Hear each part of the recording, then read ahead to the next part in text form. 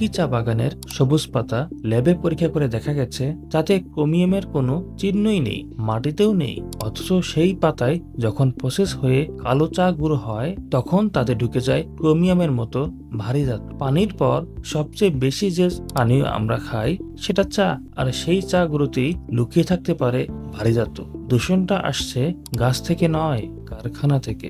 বাংলাদেশ পরমাণু শক্তি কমিশন আর ঢাকা বিশ্ববিদ্যালয়ের যৌথ গবেষণায় এটা দেখিয়েছে। আজকে 3টা বিষয় বলবো: চা গুঁড়োর ভারী ধাতু, টি ব্যাগের প্লাস্টিক, আর বাগানেই যে বিষের শুরু।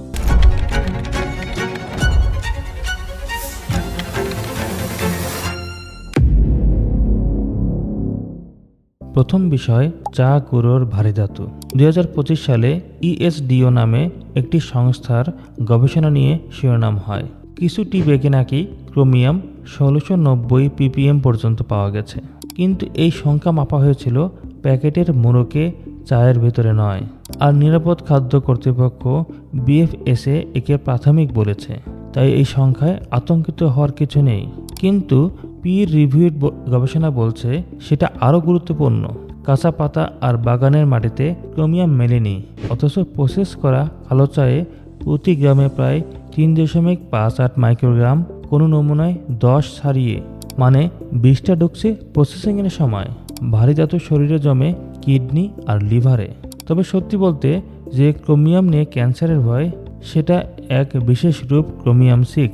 চায়ের গবেষণায় মাপে মোট ক্রোমিয়াম সেটা আলাদা করে নয়, কাপে পোষায় সামান্যই। তবু প্রশ্ন থেকে যায়, মোড়ক থেকে কাপে কি মিশছে? দেশে সেটা কেউ পরীক্ষাই করে না।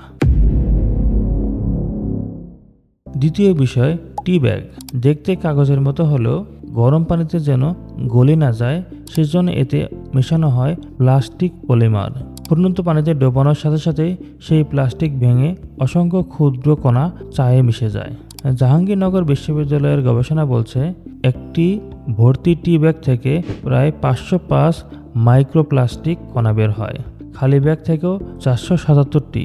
শুধু ঢাকা শহরের মানুষ এভাবে বছরে প্রায় 10.9 টন প্লাস্টিক খাচ্ছে চায়ের সাথে। এই কণা এত ছোট যে অন্ত্রের দেয়াল ভেদ করে সরাসরি রক্তে ঢুকে যায়, নষ্ট করে হরমোনের ভারসাম্য। কোম্পানি বলে ফুড গ্রেড পলিমার, কিন্তু গবেষকরা বলছেন শতভাগ নিরাপদ কোনো ফুড পলিমার পৃথিবীতেই নেই। তৃতীয় বিষয়, চা বাগান। ফলন বাড়াতে আর পোকা দমাতে বাগানে ঢালা হয় প্রচুর রাসায়নিক। এক হিসাব বলছে দেশের চা বাগানগুলো থেকে প্রতি বছর প্রায় 50 লাখ লিটার তরল কীটনাশক আর 4 লাখ টন রাসায়নিক সার মাটি আর পানিতে গিয়ে মিশছে। আগাছা মারতে ব্যবহার হয় গ্লাইসোফেট, যেটা বিশ্বের অন্তত 33টি দেশে নিষিদ্ধ।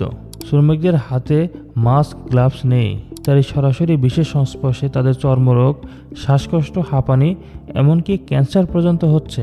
আর এই কীটনাশকের কিছুটা তৈরি চায়েও থেকে যায়। অ্যান্ডোসালফান, প্রোপারজাইট, ইথিয়ন মাত্রা MRL সীমার নিচে ঠিকই, কিন্তু দিনে 5-6 কাপ চায়ে সেই সামান্য বিষ শরীরে জমতে থাকে দিনের পর দিন। আর সেটাই আসল ঝুঁকি। তাহলে 3টে সমস্যা, 1 কাপ চায়ে। এখন কি করবেন? 1. চা বানানোর আগে পাতা বা গুঁড়ো কয়েক সেকেন্ড গরম পানিতে ভিজিয়ে সেই প্রথম পানিটা ফেলে দিন। গবেষণা বলছে এই একটা কাজেই কীটনাশকের অবশিষ্ট 16 থেকে 89% পর্যন্ত কমে যায়। শুধু কলের ঠান্ডা পানিতে ধোয়া কিন্তু কাজ করে না, বিষ পাতার গভীরে ঢুকে থাকে। 2. টি ব্যাগ বাদ দিয়ে খোলা পাতার চা খান, এতে মাইক্রোপ্লাস্টিক আর মোড়কের ভারী ধাতু দুইটাই এড়ানো যায়। আর পানি ফুটিয়ে একটু ঠান্ডা করে ঢালুন, 10 মিনিটের বেশি ভিজিয়ে রাখবেন না। চা তো শুধু একটা উদাহরণ। আমাদের প্লেটের প্রায় প্রতিটা জিনিসেই আজ নীরবে ঢুকে গেছে কিছু না কিছু বিষ। সেই শুটকি, সেই মিষ্টি, আর এখন চা। এটা কারোর একার দোষ না, পুরো ব্যবস্থাটাই আমাদের অসচেতনতার সুযোগ নিচ্ছে। চা না হয় বুঝলেন, কিন্তু বাচ্চাকে যে ফলের জুস খাওয়াচ্ছেন তাতে আসলে কতটুকু ফল আছে পরের ভিডিওতে বলবো। ভালো থাকুন, সুস্থ থাকুন, নিরাপদ খাদ্যাভ্যাস গড়ে তুলুন।